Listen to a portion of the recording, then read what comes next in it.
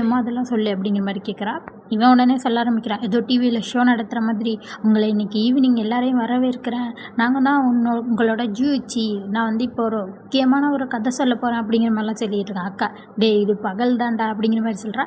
சரி கேளுங்க கதையை அப்படின்னு சொல்லிட்டு என்ன சொல்கிறான்னா, இந்த டிசாஸ்டர் ஆரம்பிக்கிறதுக்கு முன்னாடி எப்படி இதெல்லாம் நடந்துச்சு, இந்த டிசாஸ்டர்னால என்னென்ன ஆகுதுன்னா நிறைய நிலநடுக்கெல்லாம் வந்துச்சு, முடிவே இல்லாத பனிக்காலம், பெண்களுக்கு நிறைய நோய் வந்துச்சு, இது மாதிரி மனித இனமே அழியிற இடத்துக்கு போயிருச்சு.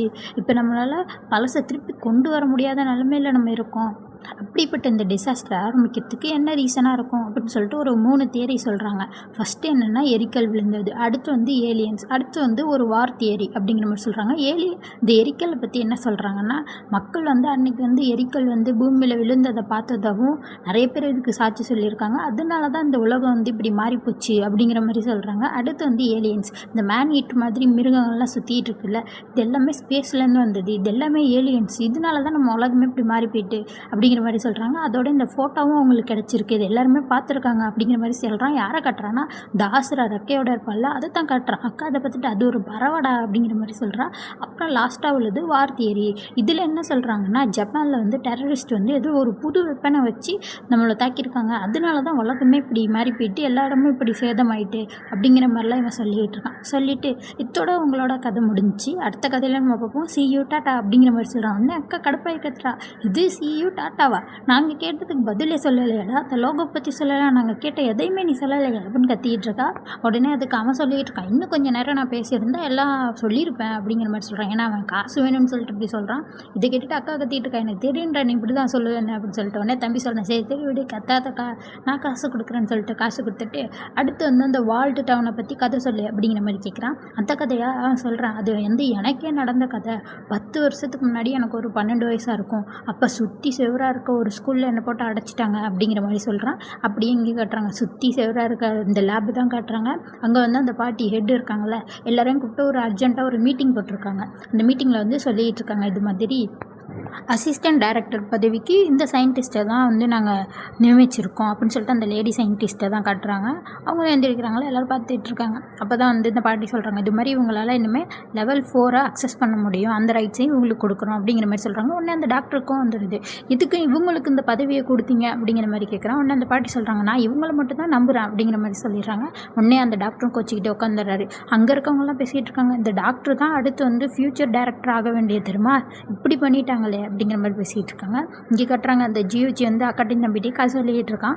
இவன் என்ன சொல்லிக்கிட்டு இருக்கான்னா, அந்த இடம் வந்து ஒரு பெண்களால் மட்டுமே ஆட்சி செய்யப்பட்டது. இந்த பெண்கள்லாம் வந்து ஒரு 30 பேருக்கு மேலே அங்கே இருந்தாங்க. அவங்க எல்லோரும் ஒரு 20லேருந்து 40 வயசு வரைக்கும் இருக்கிறவங்கள அங்கே இருந்தாங்க.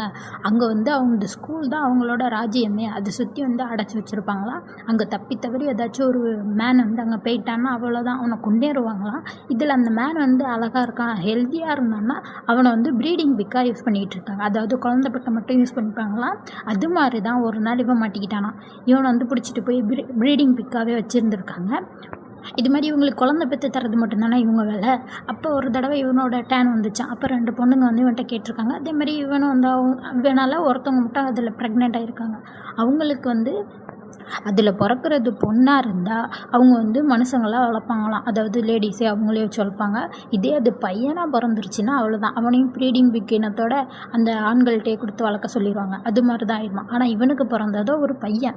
சரி ஒரு 6 மாதம் கழித்து அந்த லேடிஸ் வந்து ஒரு பிளான் போட்டிருக்காங்க, அந்த 2 பேரும் இவனோட சேர்ந்து இது மாதிரி நம்ம 4 பேர் தப்பிச்சு ஓடிடலாம், அந்த குழந்தையோட மொத்தம் சொல்லப்போனால் அவங்க 3 பேர் குழந்தை ஒருத்தன், 4 பேரும் தப்பிச்சு ஓடிடலாம் அப்படின்னு சொல்லிட்டு பிளான் போட்டு நைட்டாக கிளம்பியிருக்காங்க.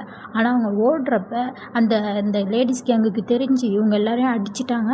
ஆனால் இவன் மட்டும் தப்பிச்சு வெளில ஓடிந்துட்டான். அப்போ தான் அவன் சொல்கிறான், நான் மட்டும் வெளில தப்பிச்சு வந்துட்டேன். அப்போ தான் மறுநாள் பார்த்தா அந்த ஸ்கூலுக்கு வெளில இந்த 2 லேடிஸையும் தூக்கில் தொங்க விட்டுருந்தாங்களாம். இது மாதிரி கொடூரமான இடம்லாம் இந்த உலகத்தில் இருக்குது அப்படிங்கிற மாதிரி சொல்லிட்டு, இதோட நம்ம நாளைக்கு அடுத்த கதையில் சந்திப்போம், சி யூ டாட்டா அப்படிங்கிற மாதிரி சொல்கிறான். உடனே தம்பி கத்துறான், சி யூ டாட்டாவா, அந்த குழந்தைக்கு என்னடா ஆச்சு அப்படிங்கிற மாதிரி கேட்குறான். உடனே அதுக்குமே சொல்கிறான், எனக்கு தெரில அப்படிங்கிற மாதிரி சொல்கிறான்.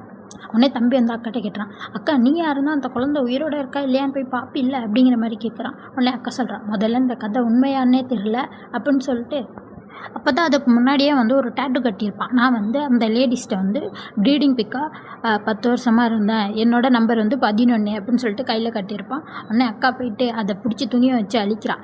ஏன்னா இவன் சொன்னது எல்லாமே வெறும் கட்டுக்கதை தான், அதுக்காக வந்துட்டு பணத்தை மட்டும் நாங்கள் வாங்காமல் இருக்கோம், ஆனால் நீ வந்து என் கண்ணு முன்னாடியே படக்கூடாது, இல்லாட்டி நான் உனக்கு கொலை பண்ணிடுவேன்னு சொல்லிட்டு கண் எடுத்து கட்டுவாளாம். இவன் என்னை மன்னிச்சிருங்கன்னு சொல்லிட்டு காரில் ஏறி கிளம்புறான். அப்போ தான் தம்பி கத்திக்கிட்டு இருக்கான், என்ன இப்படி பண்ணிட்டு இருக்கான், அவன் லோகோ பற்றி சொல்லவே இல்லை அப்படிங்கிற மாதிரி சொல்கிறான். அப்போ தான் அக்கா சொல்கிறான், அவன் அதை பற்றி சொல்லவே தேவையில்லை, இங்கே பாரு அப்படிங்கிற மாதிரி சொல்கிறான். அப்போ தான் அக்கா சொல்ல ஆரம்பிக்கிறான், இவன் எதுக்கு ஆளே இல்லாத ரோட்டில் காரை கொண்டு போய் செவுத்து பக்கத்தில் ஓட்டி நிப்பாட்டணும் அப்படிங்கிற மாதிரி சொல்கிறான். அப்போ தான் அவன் காரை எடுத்ததுக்கப்புறம் பார்த்தா இவங்க தேடிட்டு இருக்க அந்த சிம்பிள் அங்கே தான் இருக்குது. அது டக்காக்கார அகாடமின்னு போட்டு இதை மறைக்கிறதுக்கு தான் அவன் இவ்வளோ நேரம் இங்கே காரை நிப்பாட்டி பணத்தெல்லாம் வேஸ்ட் ஆக்கியிருக்கான், நம்ம நேரத்தையும் வேஸ்ட் ஆக்கியிருக்கான் அப்படின்னு சொல்லிட்டு, சரிவா உள்ளே போவோம், இந்த சிம்பிள் தொடங்கின இடத்துக்கே வந்துட்டோம் அப்படின்னு சொல்லிட்டு உள்ளே வந்து 2 பேர் தேடி பார்த்துட்டு இருக்காங்க. அங்கே பார்த்தா ஒன்றுமே இல்லை, ஆல்ரெடி எல்லாருமே அதை வந்து எடுத்துகிட்டு போயிருக்காங்க நிறைய பொருள்ஸ், அதனால் அங்கே எதுவுமே இல்லையா. அங்கே பார்த்தா ஒரே ஒரு பேப்பர் மட்டும் கிடக்கும், அதை அக்கா எடுத்து பார்த்துட்ருக்கா. அந்த பேப்பரில் என்ன போட்டிருக்காங்கன்னா, இந்த அகாடமிக்கு உங்களை அன்போடு வரவேற்கிறோம், இங்கே வந்து உங்கள் மைண்டும் சோலும் அமைதியாக இருக்கும், அதோட உங்களோட ஹாபீஸில் நீங்கள் முழு நேரத்தையும் செலவிடலாம், உங்களுக்கு பேசணும்னு தோன்றப்பெல்லாம் உங்களுக்கு கூட ஆள் இருப்பாங்க எப்போதுமே அப்படிங்கிற மாதிரி போட்டிருக்கு. அதோட இன்னொரு வார்த்தையை மென்ஷன் பண்ணியிருக்காங்க, ஹெல் ஆஃப் பேஷன்ஸ்னு, அதாவது பேஷன்ஸோட நரகம்னு மென்ஷன் பண்ணியிருக்காங்க. இவளுக்கு ஒன்றுமே புரியலை.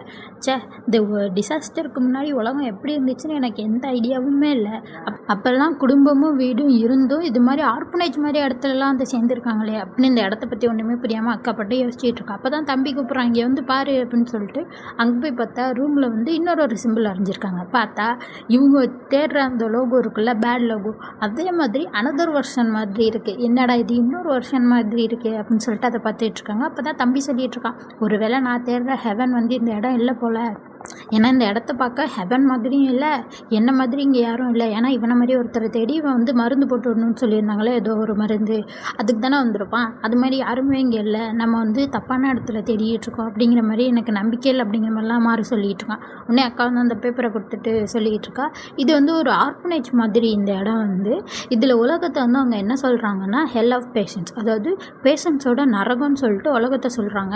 நரகத்துக்கு எதிர் சொல்ல என்ன மாறு அப்படின்ற மாதிரி கேட்குறான். அவன் சொல்கிறான், அப்போ சொர்க்கம் அப்படின்ற மாதிரி தான் சொல்கிறான். அப்போனா அவனுக்கு இப்போ புரிஞ்சுது, அது எல்லாமே ஹெவனாக தான் குறிக்குது, அப்போனா நம்ம போயிட்டுருக்க பார்த்தா சரிதான், நம்ம சரியான வழியில் தான் லீட் பண்ணி போயிட்டுருக்கோம் அப்படிங்கிற மாதிரி அக்கா சொல்கிறான். அதோட இந்த டக்காக்கரா ஃபெசிலிட்டிக்கு வந்து எக்ஸ்ட்ரா 2 ஃபெசிலிட்டிஸ் இருக்குது, அப்புறம் 18 பிரான்ச் இருக்குது.